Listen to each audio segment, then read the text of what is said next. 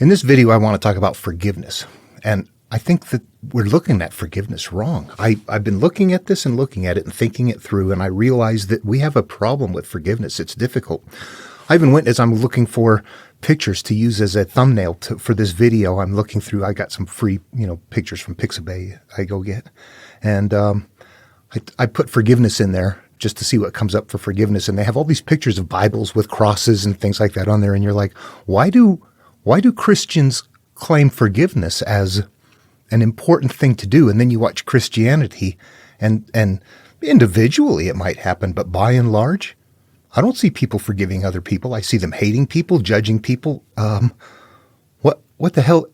Okay, so you don't go to Christianity and say, I turn myself over to God and that's forgiveness. This is something different, okay? On the spiritual path, on the spiritual search, we're looking for peace. Inner peace is what we want. And forgiveness is usually something that we have to do. But let's talk about that because I think forgiveness is incredibly difficult. Not everybody needs to forgive somebody, but you might have to forgive yourself. Maybe you didn't get hurt and abused, but maybe you feel for whatever reason, you just have feelings that are very bad about yourself or something like that. But for forgiveness, what we're really talking about here is people that have molested, raped, or something like that. And you look at that and go, how do I do that? Really? You let them off the hook? How does that work? And I think that this becomes very difficult and a sticking point. So much so that, again, you look at Christians and go, your material tells you to do it and you don't.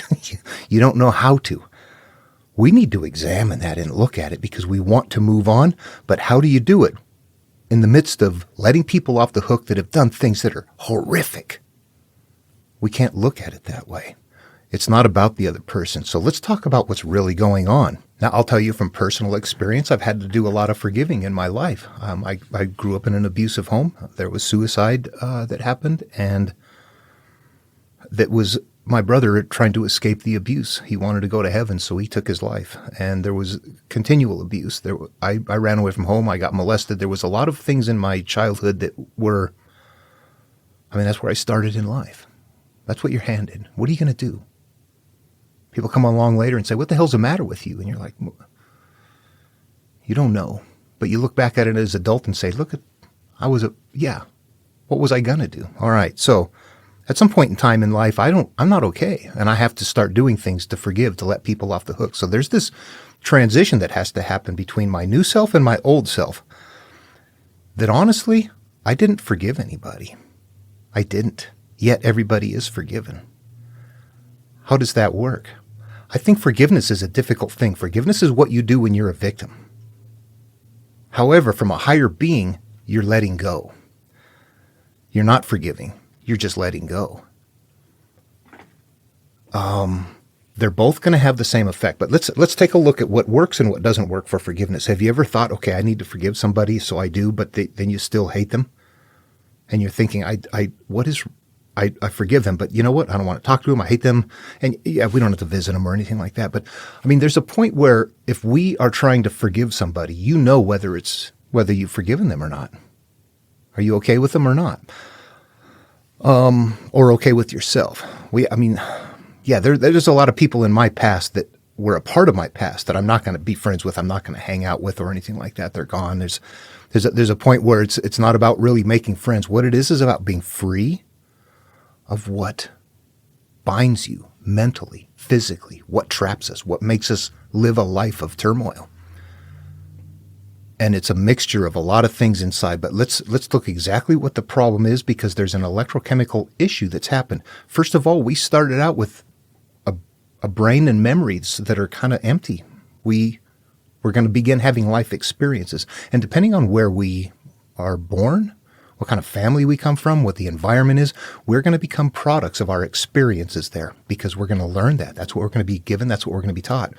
So we're going to have memories and we're going to have the emotional state of that memory that are stored right there. So if you're forgiving somebody, this person molested me, I am ashamed of that and I hate that person. Okay, that's going to affect my life. How do I forgive that person? Why should I forgive that person? The issue is this. that electrochemical storage, the memory and the emotional state of that memory is going to continue to drive parts of my life. It is going to continue to act out as a part of me. That hatred, that shame, that person is going to be gone. But somehow in life, the hatred and shame is going to come from other sources. It's going to continue to emerge until I resolve that. At some point, you begin to realize this is not about the other person. It is about me being free of the bondage of my past. If we're still trying to forgive them, we're not growing. We're down there turning it over to a higher being and not actually doing forgiveness. Forgiveness means I don't feel bad anymore. I'm not hurt anymore. I've let that go. It may not be okay. I'm not going to accept it as okay, but I'm not attached to it in such a way that it affects me anymore. I've let it go. I'm moving on from beyond where those beginnings are. Okay, looking at it for forgiveness, we're going to employ the higher being. Let's talk about that for a little bit. This is something that becomes very important in a healing process, is this higher being. In fact, we want to live through this higher being. This is really an important part of the teaching. And I think that actually a lot of us do it naturally, in and out. Sometimes yes, sometimes no, without realizing it. What everybody does. We all are still attached to the higher being. Actually, some people get so much crap inside of them, their higher being it's still there, but they'll never see it again. They've got such a wall up against it. I call them the anti-people. They're against something out there, and they're going to protest and do something. Yeah, they got so many issues, they can't even live a happy life anymore. They're just going to go out there and express hatred and anger. We don't want to be there. But that's what the world does, and it does it so much so that it's actually very derogatory to humanity. Okay, sorry for wandering all over. It's always a bigger picture. As within, so without. What we see in humanity, the broken down part, take all of that broken down part, put it in smaller scales and plug it into each one of them, and you'll find out, yeah, there's the cause and effect right there. All of these people that are protesting against this, that is their shame. That is their issue. Those are going to keep happening. We are a part of that. We're emerging from that. The higher being has to look down there and realize, yep, you know what, wherever you came about, you might have come from a home where it was loving and kind. You might have come from a home where they beat and whip and molest and all kinds of things. And then and threaten. Humans have a difficult time freeing themselves emotionally from life. And that's exactly what we want to do. And looking at ourselves, looking at that person that hurt us and trying to forgive them is living from the consciousness from that state down there. If you can look at it from your higher being, imagining looking down at yourself and seeing that you and billions of people are out there intermingling in this sea of life, and all kinds of things are happening, all manner of things, life, death, pain, hurt, joy. Every emotional thing that is happening is within there, and we are emergent from that. And somewhere along the way, we're a part of all of that stuff going on. We want to rise above that. So what we do is we look at that and realize that the conscious is the part that had the experience. Well, we experience it physically. What happens, however, is the conscious then determines the quality of that. It has the experience. It is feeling the emotion at the time it's happening. And when it's feeling that emotion, it is remembering and storing that. It is creating. It is planting seeds at that time that we're having those feelings that are going to emerge later. The pain, the experiences that we have is wiring us. That is what is happening at that time. It's the conscious doing it. Then the subconscious is going to act out. And if we don't interact with that or resolve it, it's going to stay there. It's going to continue to grow, and it's going to continue to get bigger and bigger throughout life.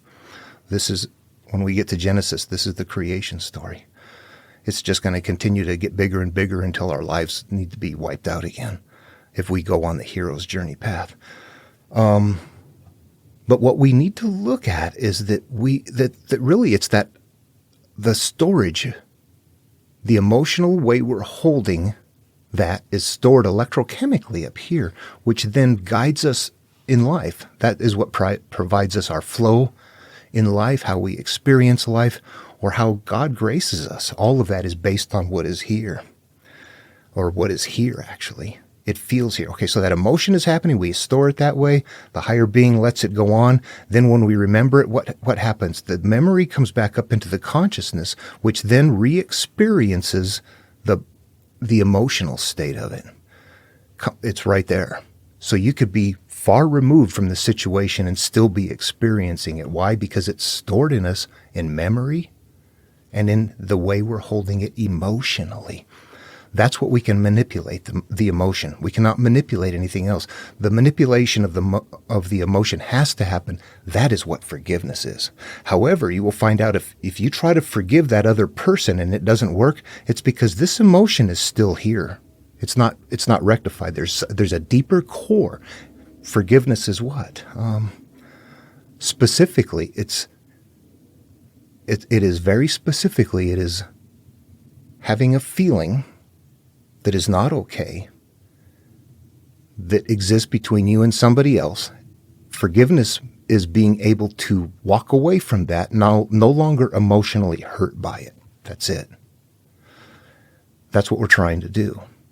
If you can do that, forgiveness happens in the background. If you're trying to forgive to change the energy, you'll find it's easier if you change the energy that the forgiveness happens automatically. Instead of trying to approach it from the perspective of, I have to go face this person face to face, what we have to do is leave that person behind, is what really has to happen. Forgiveness happens when we've let go. Forgiveness can happen in other ways too. I mean, I'm being very specific here, as broad-based as it sounds, about what hurts us. Obviously, you might have somebody might think something wrong about you. You guys have an argument, you get it straightened out later, and it's like, oh, I made a mistake. I'm sorry. Forgiveness like that is a very super easy thing to do. You have a argument with your significant other and you resolve it later, you get things worked out. There's ways of forgiveness that are more benign. What I'm talking about is the stuff that we are carrying with us that acts out that we don't want to deal with. That's the stuff that's hurting. That's the stuff that is causing our life to continue to emerge in the background, the stuff we don't want that is actually happening anyway, because we're not recognizing that that up here, the nature of what is up here is what is continually acting out. And we're looking outward trying to fix what is up here. And if you look outward enough and forgive enough until this is fixed, you'll be okay. But if you just go, wait a minute, stop looking out there, stop looking at the people and go up here, then the disconnection begins. Instead of forgiving, we're letting go. Does that make sense? I've looked at this, and I've gone through this forgiveness quite a bit. And at the end, I realized, you know what? I didn't really forgive anybody. What I did is I understood that they were products of their environment. They're a part of that mess. That it wasn't just me, it's them. And they were little kids once. And before them, whoever raised them were little kids once. And this has been going on for, When we're hurt, we're blaming somebody. When we are no longer hurt and we let that stuff go, we're no longer blaming anybody. We're understanding that we're products of a mess that we're emerging from, and we're happy to emerge from it. It becomes, to me, easier to let things go when we look at it in those terms. Instead of looking at it one-on-one like it's me and that other person I have to deal with, it's like, no, it's you, your higher being, that's looking at your consciousness. And the consciousness doesn't like to have that experience. But the problem is it was never resolved when it was put away. It was put away and it became a problem. It continued to grow. So what we're looking to do is to go back and resolve it. And that's not going to be comfortable. It's going to be painful. It's probably better to work with somebody if you have some real big issues. I'm not a therapist or anything. I'm teaching what the material is teaching on how to go in and interact with ourselves, to interact with our memories, to allow the higher being to be in charge, to remain in that when something is happening, to go ahead and have your physical experience. When it goes back up into the consciousness, you're going to, the memory activates glands that make you feel a certain way again until it can get so unbalanced up here that you're depressed and nothing works out right. All right. Well, I've been thinking about the forgiveness, and I wanted to do a video on that because I think that one is very difficult. That's what we have to do. We have to let go.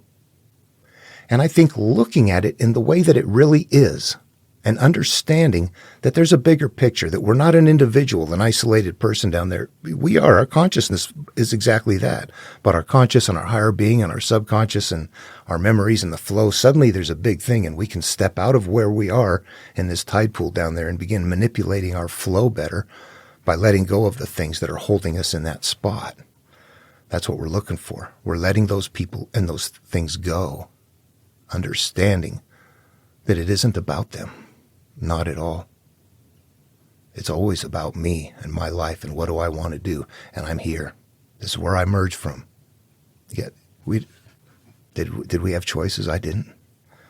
But we can change.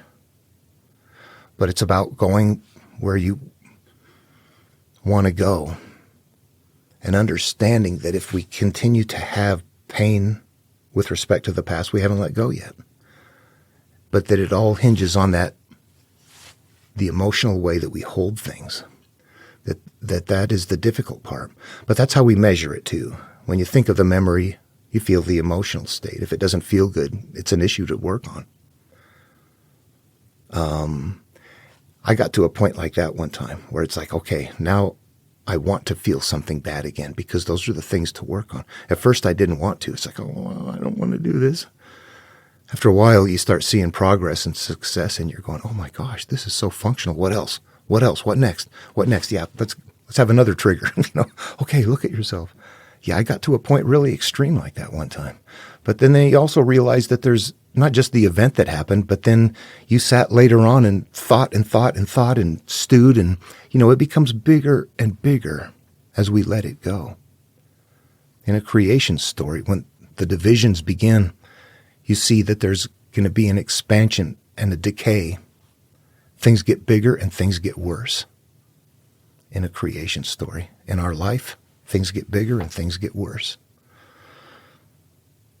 But forgiveness is not forgiveness. Forgiveness is letting go until the state of the emotion has been changed and it is no longer causing your flow in the energy-based universe. Okay, that's what I wanted to say, and I hope it's helpful. Forgiveness is a tough thing. We have to step out of that. I believe that if I'm forgiving something, I don't like the sounds of that. I don't. But if I'm going someplace and I'm letting go of something and they're no longer a factor in my life, I'm totally okay with that. They've been forgiven because I've changed up here, not because I forgave them. That's what happens. If somebody's truly forgiven in your life, it's because the brain state changed. Just go straight there.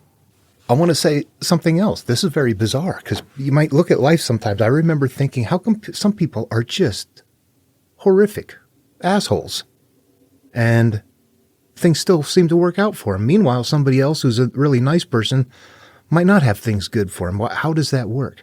And you know what? It's an energy-based universe. A narcissist doesn't give a shit. They're not bothered. If you're bothered by what happens, that's the issue. We bring it on through our perception and the way that we hold it and maintain it. And our life unfolds in that manner. How much does that suck? If you look at it, though, in the big picture, that's how it works. We're not going to be narcissists. We're actually, they create other issues, problems. We don't want to be that. But we do want to get to the point where we're disconnected. We're no longer affected by it. But we don't want to become then this physical monster, that hurts people around them. That's what narcissists do. And we don't want to spread that. So they're still creating pain. They just don't experience it. It's out a layer or two from them. But they're still creating hurt. We don't want to do any of that. But what we need to understand is that the way we hold things mentally is going to affect us and the way our life is. That is it right there. And that if we're working one-on-one with somebody, we have to do that. Sometimes you have to make amends with people, if that's the case. Sometimes you don't. So, do whatever it takes to make this okay. And if you can't make amends, at least try. If you've done your part and they're like, yeah, get the hell out of here, that's going to be okay. If you don't do that, it won't work out. If you do that, you'll go, okay, I did my part, and you'll feel better. So go through those. Actually, I've had people yell at me before. Yeah, you feel better about yourself, asshole? Get out of here. Okay, yeah. But a part of moving on is, well, we got to clean out the cobwebs in our closet, pull the weeds out of our gardens, exercise all of our demons. All of those are analogous terms that are just going after the things that are inside of us if we need to do that. And you see a world of people that will carry this that actually have no idea that it is even in there, that the material there, that the religious and spiritual material is this way. You can see it's written, though, in such a way that you can also exercise it outward. You don't have to turn it inward. It is packaged in such a manner that it's going to be something that can be interacted with mentally outward. Some of it is entertainment only, mythology, Greek, Roman myth, things like that. Then there are spiritual teachings, Buddhism and Taoism. You can exercise. You don't have to turn it inward and go after this aggressively. You can live the lifestyle that is meant to work on these things too, that is meant to gently, help people that are hurt, other people that are things that are, in doing so, in helping other people heal, we're helping ourselves heal. Whatever we're doing mentally and acting out is actually wiring ourselves. So the lifestyles are there to help you ease that in a gentle way. It's so difficult sometimes to just look at stuff internally that we don't want to look at. People hurt other people over their pain very readily. In fact, all the time. That's what happens. We've done the same thing. The forgiveness, we have to look at that more. You just look at forgiveness and go, I don't even know how to employ that, how to engage that. We have to look at what forgiveness is. What does it do? Why is it effective? If it works, why does it work? Then we can interact with it. Let's put science to forgiveness. When I'm forgiving somebody, I'm changing the emotional state of the memory right there. That's what it is. And if I know that, I can much better interact with it. It doesn't mean that it instantly happens, but it means that, okay, now I can interact with it in a more positive manner. I know what I'm doing. I can go explore it. Is it forgiven? Let me go think about it for a minute. I don't feel okay about it. Let me think about talking to somebody about it. No, I don't want to tell them. Then it's still an issue. If it becomes something that's like, this happened to me. Here's a part of my life. Here's what I did to get out of that. That's somebody that has let it go. The emotions, it's a weird thing. We avoid the emotions. We actually need to surf them. We need to ride them. They show us what's inside. If we see what motivates them, then we begin to find the source. It's cause and effect. The emotions come from something. We can find that source and we can interact with that source. That's in the material. How wonderful were they? Okay, that's it for this video. Hope it was helpful. Please feel free to, if you have any questions or comments, or ideas of your own, feel free to post them. If you want me to cover anything else, if you want me to talk about it more, how to use the higher being and interact, examples of that, and if you want me to do something like that, go ahead and say so. I'd be happy to, do a video for someone if they wanted. Okay. Love one another, and I'll see you in the next video.